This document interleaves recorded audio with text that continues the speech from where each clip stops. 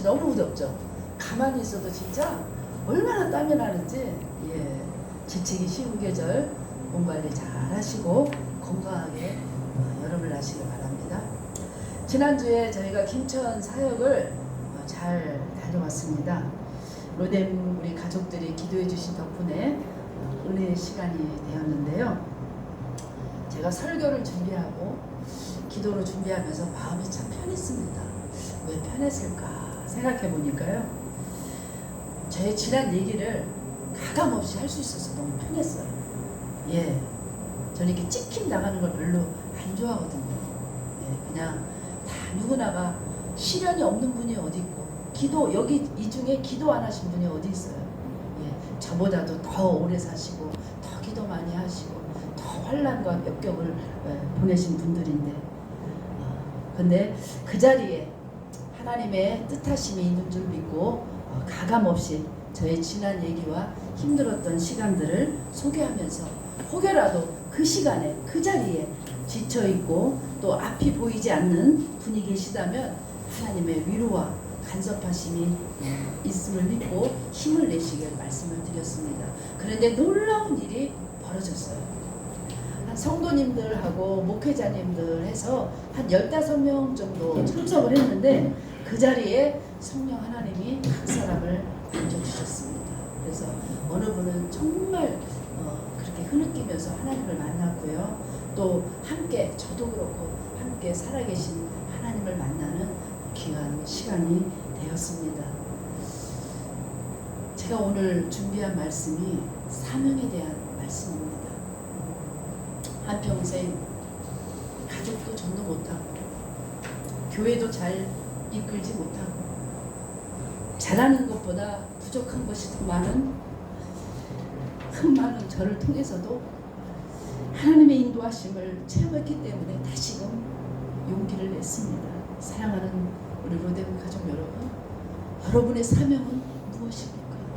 꼭 교회를 나와야 교회에서 무슨 일을 하고 그런 것만이 아니에요. 내 남편, 내 가족을 돌보고 자녀를 믿음 안에서 양육하고 또 하나님이 내게 어떤 사명을 사업을 주시고 또 일을 주시고 또 어떤 달란트를 주셨다면 그것으로 인해서 하나님의 영광을 그렇게 삶 속에서 차곡차곡 묻어나오고 그 흔적이 그렇게 빛을 발할 수 있도록 여러분이 사명을 다하시길 바랍니다. 무엇을 위해서 몰입을 하고 무엇을 위해서 그렇게 시간과 물질과 마음을 들이십니까? 우리 모두는 평생을 다해 인생의 성전을 짓고 있다고 볼 수 있습니다. 어떤 일을 하는 데는 세 종류의 사람이 있어요. 한 사람은 보상을 위해서 일하는 사람입니다. 오로지 먹고 살기 위해서 노동을 하는 사람이죠. 그런 자세로 하면 노동은 그저 짐이 될 뿐입니다. 두 번째는 의무 때문에 일하는 사람입니다. 부양가족을 위해 일하는 사람처럼 의무에 매여 있기 때문에 구차함이나 이해득실에 매이지는 않지만 기쁨이 없어요. 세 번째는 사명으로 일하는 사람입니다. 하나님, 나는 죄인이고 나는 아무것도 할 수 없고 그러나 하나님 내게 어떤 달란트를 주시고 또 그것도 없고 물질도 없고 건강도 없고 지식도 없지만 나에게는 하나님 사랑이 있어요. 그래서 누군가에게 손을 내밀어주고 누군가의 등을 보듬어주고 누군가에게 용기를 준다면 그것 또한 하나님의 사명인 줄로 믿습니다. 우리 모두는 각자에게 맡겨주신 일, 그 일을 통해서 하나님의 사랑을 알아가고 하나님께서 우리에게 각자에게 주신 그 사명을 잘 이루어드리는 저와 여러분이 되었으면 참 좋겠습니다. 스위스의 사상가 키히트는 이런 말을 했습니다. 인간 생애의 최고의 날은 자기 인생의 사명을 자각하는 날이다 라고 했습니다. 의사이자 선교사 또 아프리카 탐험가로 평생을 바친 이 리빙스턴은 밀림을 탐험할 때 맹수의 습격을 받아 죽을 뻔한 적이 있었는데요. 그때 그를 따르던 그 조수가 선생님 그러다가는 돌아가실 수 있습니다. 조심하시라고 그런데 그때 리빙스턴이 이런 말을 했다고 합니다. 아니다. 사명이 있는 자는 그것이 끝나기 전에는 죽지 않는다. 저도 이 말을 많이 들었습니다. 사명자는 죽지 않는다. 여러 목사님들과 간증과 설교를 통해서 익히 들어온 말입니다. 사명이 있는 한 우리 삶은 의미가 있고 반드시 하나님의 사명을 이루도록 이끄시고 보호해 주시는 줄로 믿습니다. 그래서 여러분이 참 기도할 게 많죠. 그러나 꼭 우리의 기도에 사명 완수를 위해서 끊임없이 기도하는 저와 여러분이 되었으면 좋겠습니다. 인류를 구원하기 위해 오신 예수님은 십자가상에서 다 이루었다 고백하고 사명을 완수했습니다. 사명은 완수하신 예수님은 우리에게도 사명을 주시고 또 그것을 완수하고 천국에 오기를 바라고 계시죠. 어느 시대나 하나님은 각 사람에게 사명을 주시고 그것을 이루시기를 원하십니다. 아브라함을 부를 때 적과 꿀이 흐르는 땅으로 가게 하고 또 내 자손으로 큰 민족을 이루겠다는 사명을 주었습니다. 모세에게도 민족을 해방시킬 사명을 주었습니다. 솔로몬에게는 성전 건축의 사명을 주셨고 느헤미야에게는 성곽 재건의 사명을 주었습니다. 기드온에게는 민족을 구원하는 사명을 주었고 에스더에게는 민족을 살리는 사명을 주었습니다. 여러분에게 주신 사명은 무엇입니까? 아직 저는 잘 모릅니다. 그러면 기도하세요. 하나님의 그 사명을 통해서 각자에게 하나님의 그 사명을 이룰 수 있을 만큼 영권도 주시고 물권도 주시고 인권도 주실 줄로 믿습니다. 불신 가족을 전도하는 일입니까? 자녀를 믿음 안에서 양육하는 일입니까? 또는 이 땅에서 돈을 많이 벌어 선한 사업을 하는 것입니까?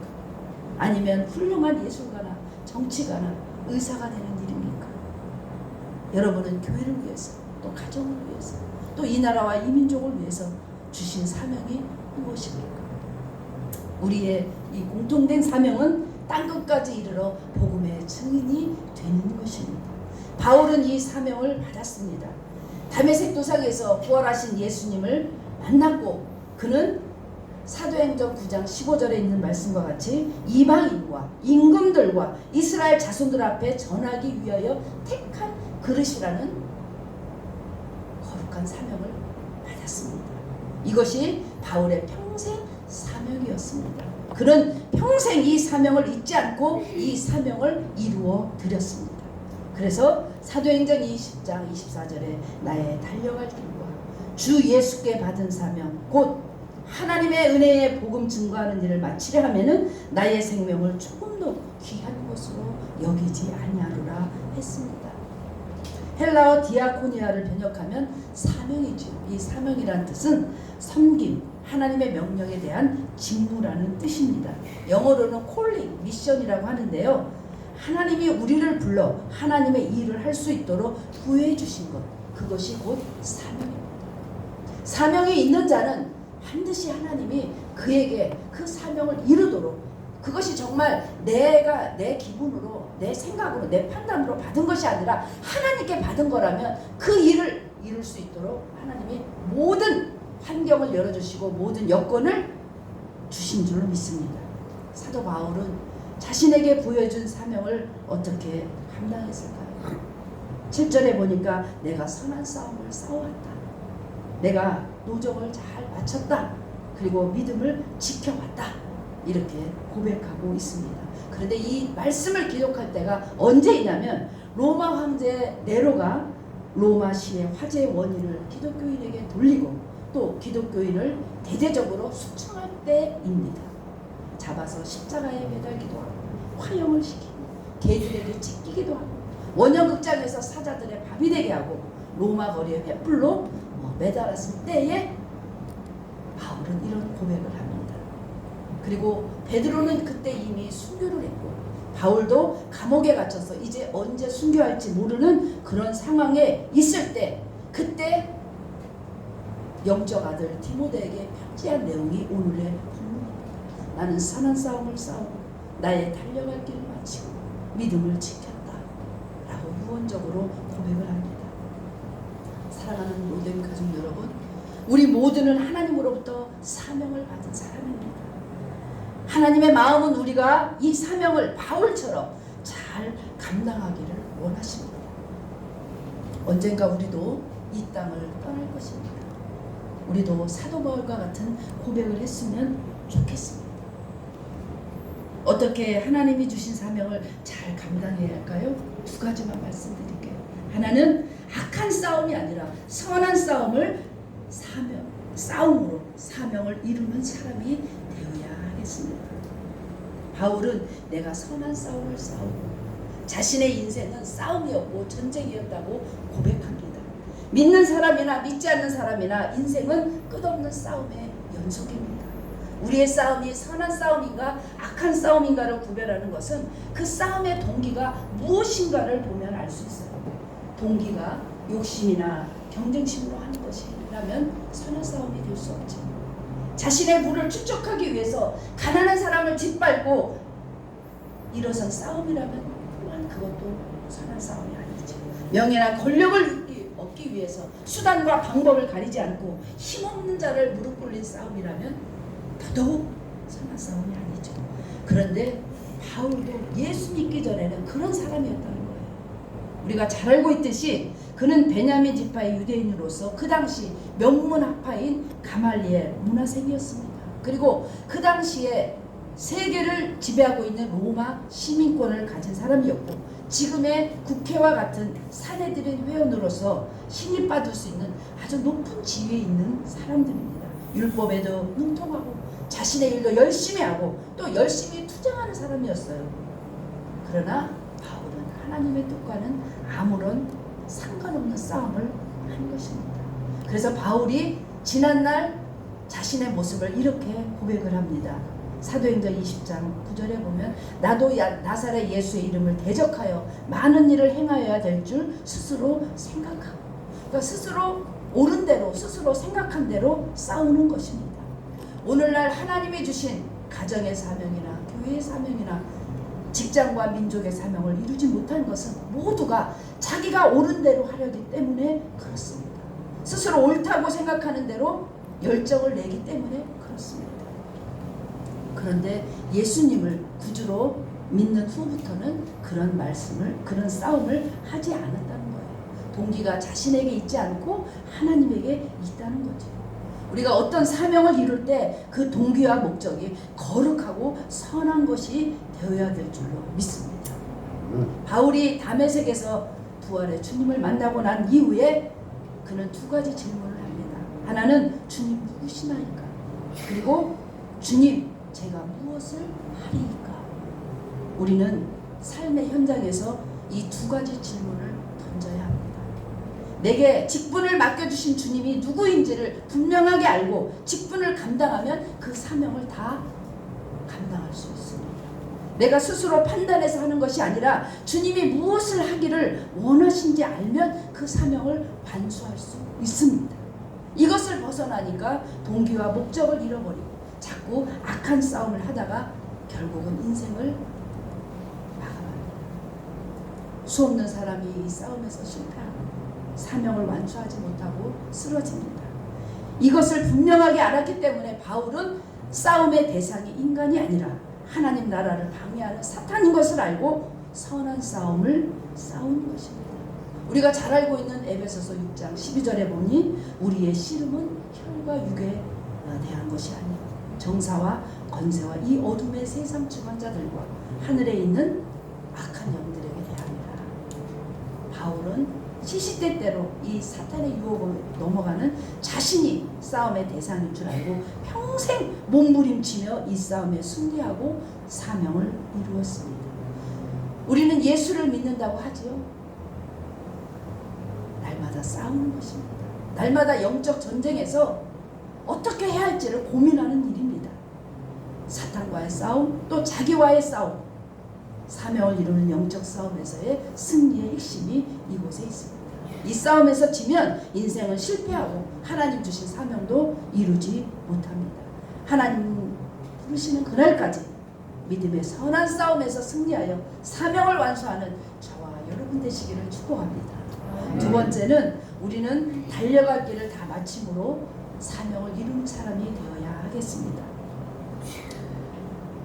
달려갈 길을 다 마치고 사람의 생애나 인생 여정을 바라고 있습니다. 즉 복음 증거 사역을 하는데 중간에 포기하거나 도피하지 않고 끝까지 완주했다는 말입니다. 우리가 잘 알고 있듯 바울은 얼마나 심한 고난을 겪었습니까? 사단은 이 사역을 막기 위해서 때로는 광풍과 바다, 광야 등의 환경을 통하고 때로는 동족 유대인과 권력자 이방인을 통해서 또는 자신의 질병과 연약함을 통해서 포기시키려고 했습니다. 그래서 고린도후서 11장 이 후반에 보면 너무나 아주 절절하게 나와 있습니다. 그러나 그가 어느 한순간 포기했더라면 그는 로마에서까지 복음을 증거하지 않았을 것입니다. 그래서 외적인 것보다 내적인 자신이 더 힘겨운 싸움의 대상입니다.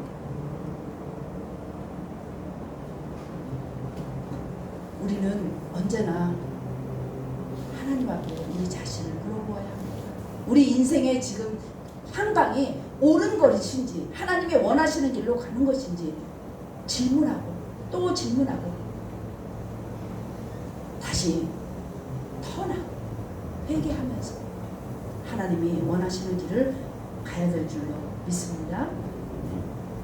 그래서 디모데후서 4장 17절에 보면 주님이 그 바울이 사명을 다 이룰 수 있도록 힘을 주시고 그 주님이 사명을 이룰 수 있도록 말씀이 온전히 전파하게 하고 또 그 사명을 이룰 수 있도록 이방인에게도 듣게 하시고 그리고 사명을 이룰 수 있도록 사자의 입에서도 건져주십니다. 우리 모두 하나님의 사명을 발견하고 그 사명에 몰입하고 집중한다면 살아계신 하나님이 우리에게 맡겨주신 사명을 이루도록 만들어주실 줄로 믿습니다. 수많은 신앙의 인물들을 보십시오. 중간에 포기하지 않습니다. 다윗을 보면 장인이 자신을 죽이려고 하고 가장 가까이 있는 사람이 생명을 제거하려고 합니다. 한두 번이 아니고 1, 2년이 아니에요. 중간에 포기하고 싶었을 것입니다. 자식이 자신을 배반하고 자신의 첩을 능멸하기도 하고 이방 땅에 가서 개처럼 살기도 하고 이웃집 여인을 간음하여 만천하에 폭로합니다. 어떻게 얼굴 내밀고 살겠습니까? 그러나 포기하지 않습니다. 마침내 하나님이 주신 그 일을 완수합니다. 모세를 보십시오. 살인자로 추방되어 40년간 쫓기는 인생을 삽니다. 처가살이를 하고 왕궁 생활에서 완전히 망한 새빵살이에 가까운 생활을 합니다. 자신이 따르던 사람들이 시시때때로 자신을 원망하고 죽이려고 합니다. 그러나 어느 한순간 그가 포기했더라면 민족 지도자로서의 사명을 완수하지 못했을 것입니다. 아브라함을 보십시오. 순종했는데 가뭄을 만납니다. 자기 살기 위해서 아내를 누이라고 2번이나 속이고 아내의 말을 듣고 첩을 두었다가 처절한 아픔을 알았습니다.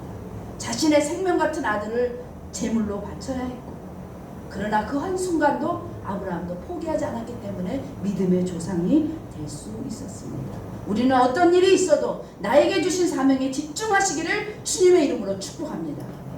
주님이 그 사명을 이루기까지 여러분과 함께 하십니다. 말씀을 맺습니다.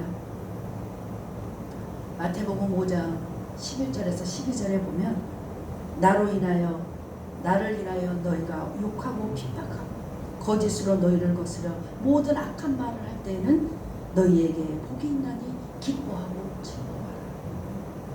하늘에서 너희의 상이 크니라고 했습니다. 바울이 어떤 사람이에요? 상층천을 체험한 사람입니다. 그는 눈이 멀었다가 눈이 뜨는 기적을 체험하고 감옥에 갇혔다가도 풀려나는 기적을 체험한 사람입니다. 또 죽은 자를 살리는 체험한 그런 간증도 있는 사람입니까? 그러나 무엇으로 그런 체험을 했겠습니까? 믿음입니다.